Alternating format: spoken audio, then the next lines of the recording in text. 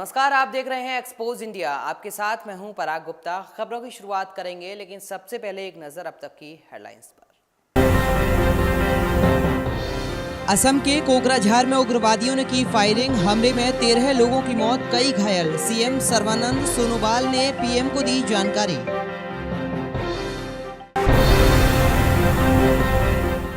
पाकिस्तान दौरे के बाद संसद में गृह मंत्री राजनाथ सिंह का बयान, कहा ये पड़ोसी है कि मानता ही नहीं, अच्छे बुरे आतंकवाद में फर्क नहीं किया जा सकता, आतंकवाद के खिलाफ संसद दिखे एकजुट।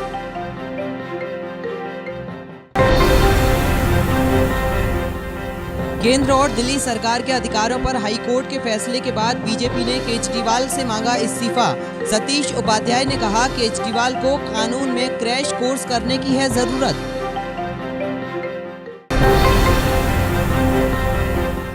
यूपी के कानपुर में पुलिस की पिटाई के बाद शख्स ने लगाई फांसी, मौत से गुस्साए परिजनों ने किया थाने में जमकर पथराव। घटना के बाद एसएचओ, दरोगा समेत 15 पुलिसकर्मी सस्पेंड। खेलों का सबसे बड़ा महाकुंभ ओलंपिक का शुक्रवार को ब्राजील की राजधानी रियो में होगा आगाज। इस बार भारत को दोगुने मेडल की रहेगी आस। बुलेटिन में सबसे पहले बात गुजरात की। आनंदीबेन पटेल के इस्तीफा देने के बाद बीजेपी ने गुजरात के अगले मुख्यमंत्री की घोषणा कर दी है। बैठकों के दौर के बाद विजय रूपानी को गुजरात का सीएम और नितिन पटेल को डिप्टी सीएम के रूप में चुना गया है। अब बात करते हैं असम की। असम के कोकराझार इलाके में काले कपड़े पहने हमलावरों ने एक मार्केट में जमकर गोलीबारी की। इस गोलीबारी में अब तक 13 लोगों की मौत हो चुकी है, जबकि कई लोग घायल हैं। हालात पर काबू पाने के लिए सेना ने मोर्चा संभाला और एक हमलावर को ढेर कर दिया।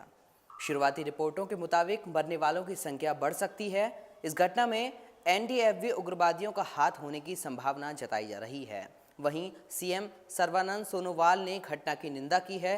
साथ ही मृतकों के लिए 5 लाख और घायलों के लिए 1 लाख मुआवजे का ऐलान भी किया है। सार्क सम्मेलन में हिस्सा लेने के बाद पाकिस्तान दौरे से वापस लौटे गृह मंत्री राजनाथ सिंह ने संसद में पाकिस्तान के मुद्दे पर 2 टूक शब्दों में कहा कि आतंकवाद पूरी दुनिया के लिए खतरा है। आतंकवादी किसी भी देश के लिए शहीद नहीं हो सकता। भारत की ओर से मैंने आतंकवाद पर विशेष बल दिया। मुझे विश्वास है कि सदन के सभी सम्मानित सदस्य इस बात से सहमत होंगे, क्योंकि दक्षिण एशिया में शांति और खुशहाली के लिए सबसे बड़ी चुनौती और सबसे बड़ा खतरा भी आतंकवाद ही है। मैंने इस बुराई को जड़ सहित उखाड़ फेंकने का पक्का संकल्प करने का आह्वान किया। सार्क के सभी सदस्यों से आग्रह किया कि वे आतंकवाद को न तो ग्लोरीफाई करें, न ही पैट्रोनेज दें। एक देश का आतंकवादी किसी के लिए भी मार्टायर या स्वतंत्रता सेनानी नहीं हो सकता।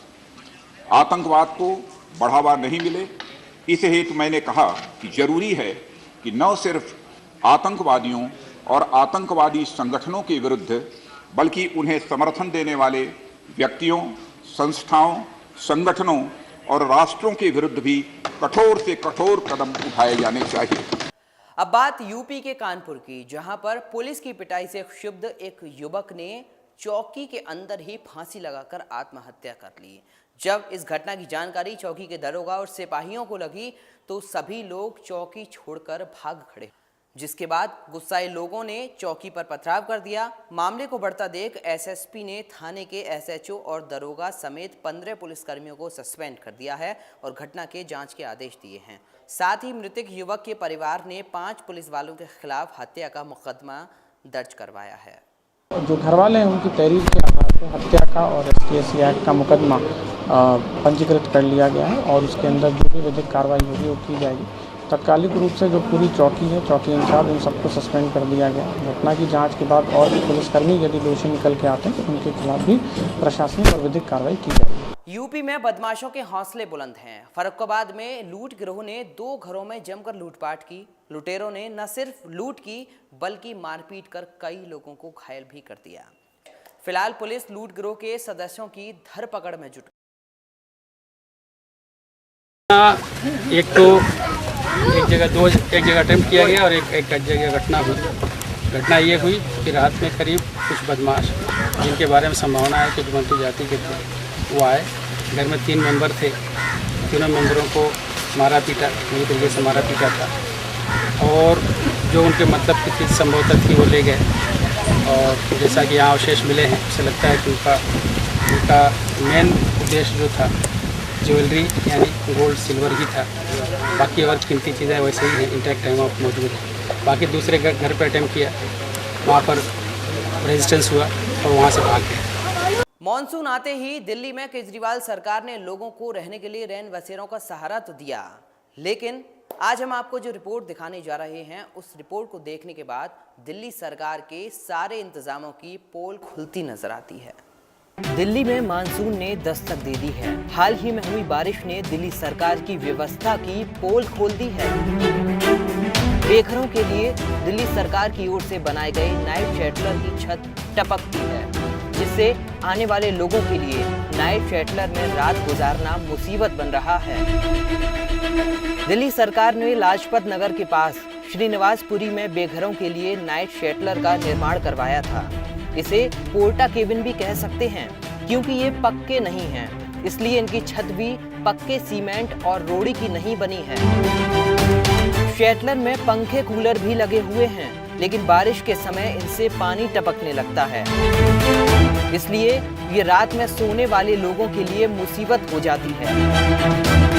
इन नाइट शेल्टरों में जुलाई से अगस्त तक रुकने वाले लोगों के लिए ये एक चिंता का विषय है।